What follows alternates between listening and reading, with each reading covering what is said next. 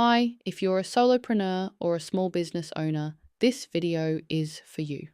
Today we're going to talk about a small piece of your website that has some pretty big legal teeth, and that is your cookie banner. So let me just ask you this straight up. Is your website's cookie banner secretly breaking the law? I know it's kind of a jarring question, but for a lot of businesses, the answer is yes, it is. And they don't even realize it. But here's the good news. This is completely fixable. In just 5 minutes, I'm going to walk you through the most common mistakes and give you a clear plan to make your site compliant. And just as importantly, start building trust with your visitors from the second they land on one of your pages. Okay, first, a really quick refresher. What are cookies? Not the delicious kind, unfortunately. Cookies are tiny text files that websites save on a user's device. Some are totally essential, the ones that remember what's in a shopping cart, for example, but others, the non-essential ones for things like analytics and advertising, well, that's where the rules get really serious. So let's get into the heart of it, your banner's hidden risk. It is so easy to get this wrong, but these little mistakes can have some pretty big consequences. Let's start with what is without a doubt the biggest mistake, banners that are just for show. These ones load all those tracking cookies the instant someone lands on your page, way before they've even had a chance to give consent. Under the GDPR, this is a huge no-no. Non-essential cookies need prior, active consent. Another big mistake is offering no real choice. Think about it. If your banner just has a big accept button, are you really getting consent, or are you kind of forcing it? The law is clear.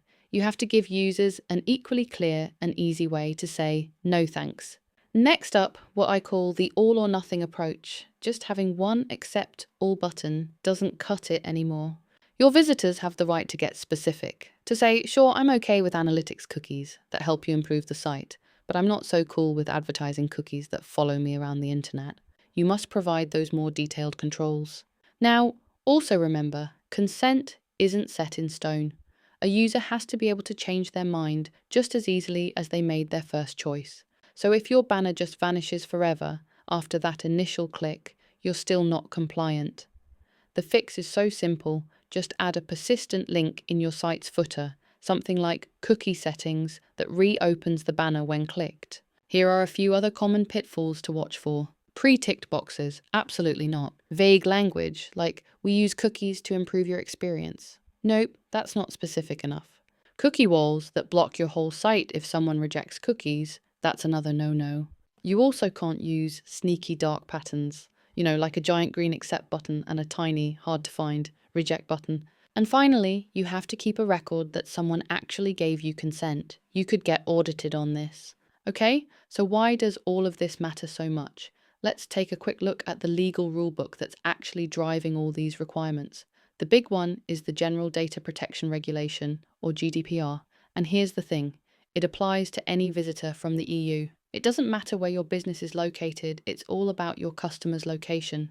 Its core principle is super simple. Consent can't be implied or assumed. It has to be an active, freely given, and totally clear choice made by the user. Don't just take my word for it.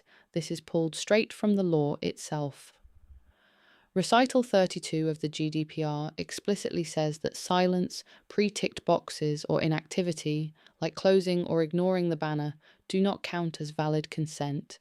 So there are really no loopholes here. Enough about the problems, let's get to the solution. Here's your 5-step fix to get this thing done. First off, you've got to know what you're working with. Essential cookies, the ones for basic stuff like your shopping cart, they don't need consent. But basically everything else, analytics, to see how people use your site, advertising cookies, and even functional cookies that remember a user's language. Yep, they all need a clear yes. This is exactly why that granular control we talked about is so crucial. So here's your game plan. Step 1, audit your site. Use a free scanner to see what cookies you're actually using. Step 2, put in those clear, equally prominent accept and reject buttons. 3, offer that granular control over the different cookie categories. 4, add that persistent link so people can change their settings anytime. And 5, document everything. Keep records to prove you're compliant. See, when you break it down, it's totally manageable. Now, let's just zoom out for a second because getting this right, honestly, it's about so much more than just avoiding a hefty fine. It's about something way more valuable to you as a small business. At the end of the day, it really all comes down to trust. A good cookie banner is a trust signal. It's one of the very first things a new visitor sees, and when it's clear, when it's honest, and when it gives them real control, you are telling them right from the start, I respect you and I respect your privacy, and that builds credibility for your brand from the very first click. So I'll just leave you with this thought. Your cookie banner isn't just a pop-up. It's not just a legal checkbox. It's your digital first impression. It's your first handshake. What do you want that handshake to say about your brand?